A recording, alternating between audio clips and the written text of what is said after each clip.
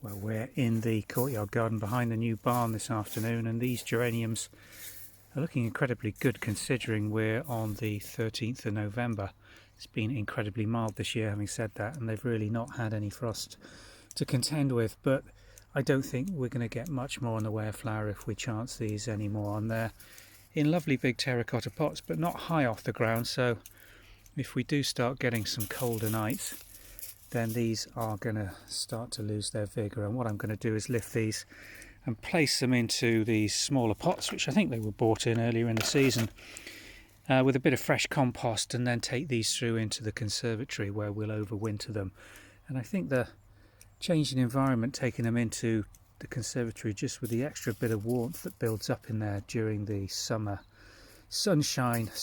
autumn sunshine days. It seemed like summer this year. It really is bizarre weather. We'll keep these in flower for probably another month. Still quite a bit of good bud on these, as you can see. They're not looking bad at all, considering they've been out in this container for the whole of the summer. And they've done very, very well here. And what I'm going to replace them with is these bulbs from Thompson & Morgan. This is a daffodil called, just let me get the right name, it's a narcissi. Let me find a piece of paper that they sent me with them on. Sagana.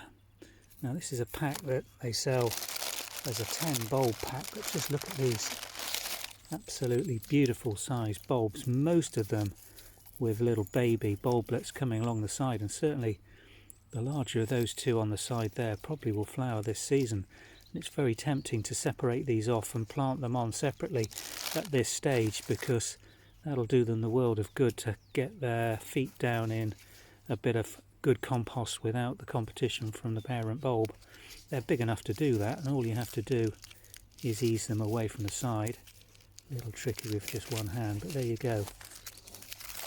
Two bulbs with the lovely base plate with the roots just starting to emerge there. And these really are ready to go out now. You can see some of them are just starting to put a little bit of green growth onto them. So a great time to get them planted, not too late in the season.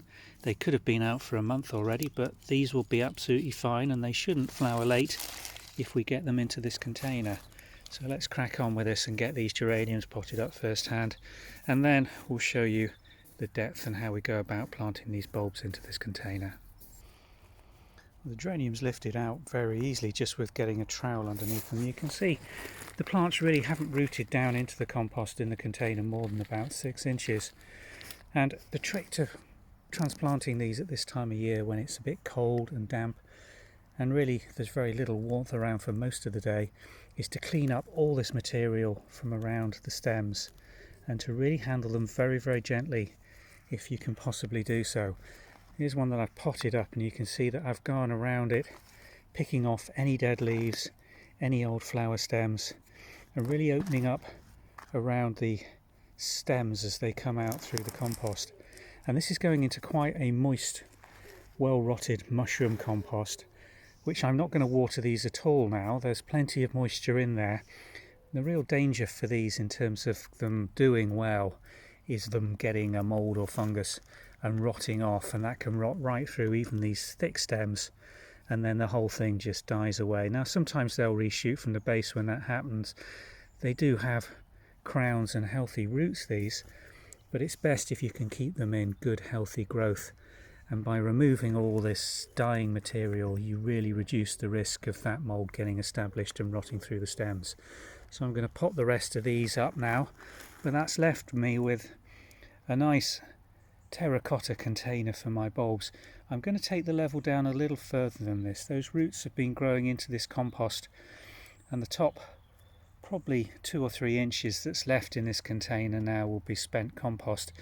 If you do have spare compost available, it's best to remove that. Use it as a top dressing on a border somewhere where there's no active growth going at the moment, and that'll rot down over the course of the winter and feed the worms and improve the general condition of your soil, and replenish it with fresh compost, which will have all the nutrients in there to really give the bulbs a good chance. So I'm going to do that, and we'll show you the next stage in planting these bulbs up.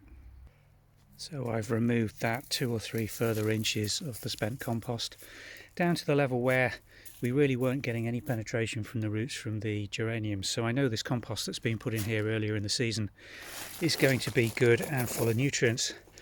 And that's the perfect planting medium for your bulbs. Now generally the rule is when you're planting bulbs you want them at least twice their depth, if not 3 times if you're planting them out, to grow in their permanent position.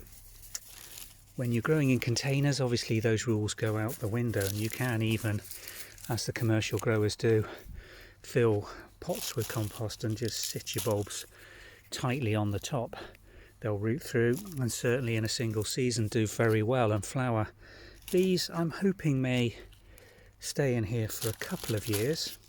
I'm planting them at a depth that I hope I might be able to overplant with geraniums the following season without removing them for a season or 2. But I may lift these and put them out into the border next season. Depends how they do and what a display they give me. You can see I'm keeping some space in between the bulbs.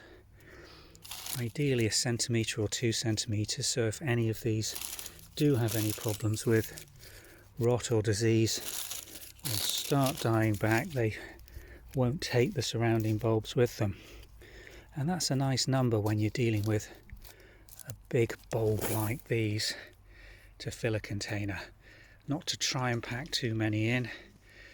You could overplant with a smaller bulb, a narcissi, a tiny dwarf earlier one, or some hyacinths, or some muscari. Tulips as well are commonly planted with these in different layers, but in this container I'm just going to put a single layer of these beautiful large big narcissi, and we'll keep an eye on these over the coming months. They should start emerging maybe in January or February, and they should be giving us a beautiful display late next spring. So let's see how they go.